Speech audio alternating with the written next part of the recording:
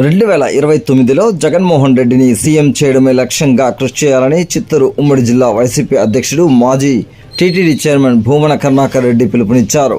మంగళవారం జీడీ నెల్లూరు నియోజకవర్గంలో వైఎస్ఆర్సీపీ ఇన్ఛార్జి కృపాలక్ష్మి అధ్యక్షతన సర్వసభ్య సమావేశం నిర్వహించారు. ఈ సందర్భంగా ఆయన మాట్లాడుతూ సభ్యత్వ నమోదు కార్యక్రమాన్ని వేగవంతం చేయాలన్నారు. టీడీపీ ప్రభుత్వం చేపడుతున్న ప్రజా వ్యతిరేక విధానాలను ప్రజల్లోకి తీసుకువెళ్లి ఎండగట్టాలన్నారు. వైసీపీ నాయకులు కార్యకర్తలు ఏకతాటిపై నిలిచి రాబోయే ఎన్నికల్లో జగన్మోహన్ రెడ్డిని సీఎం చేయడమే లక్ష్యంగా పనిచేయాలన్నారు. వైసీపీ నాయకులపై జరుగుతున్న వరుస దాడులను ఆయన తీవ్రంగా ఖండించారు.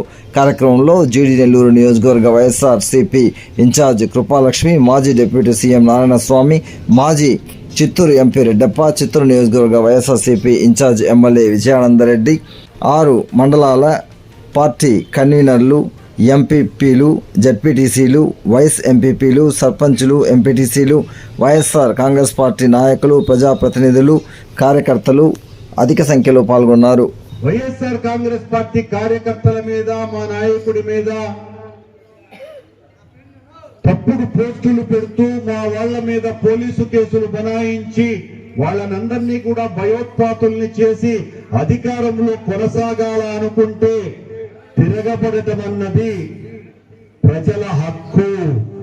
మనలో ఉన్నటువంటి కోపాలు, ద్వేషాలు, బాధలు, అవమానాలన్నీ పక్కన పెట్టి ఈ రోజు నుంచి ప్రతి కార్యకర్త కూడా ఒక సైనికునిలాగా ఈ వైఎస్ఆర్ కాంగ్రెస్ పార్టీని దినదినాభివృద్ధిగా ముందుకు తీసుకెళ్తారని కూడా ఈ సభాముఖంగా నేను ఆశిస్తున్నాను. మా నాన్నగారు, నేను మీకు అందరూ ఎల్లప్పుడూ తోడు నీడగా ఉంటామని, మీ అందరి చల్లగా దీవెన ఆశీర్వాదము ఎప్పుడు నాకుండాలని.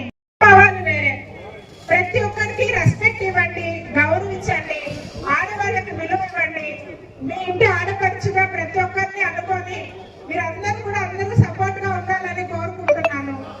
అలానే అర్జునుడికి పక్షి యొక్క కన్ను మాత్రం కనబడినట్లు తెలుగుదేశం వాళ్ళకి మన మీడియా వాళ్ళే కనబడుతున్నారు.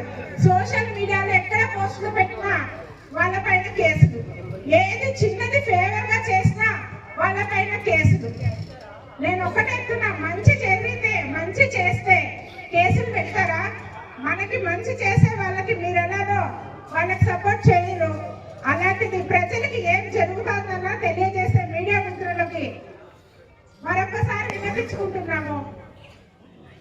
ఇటువంటి కార్యక్రమాలన్నీ ఇక మీదట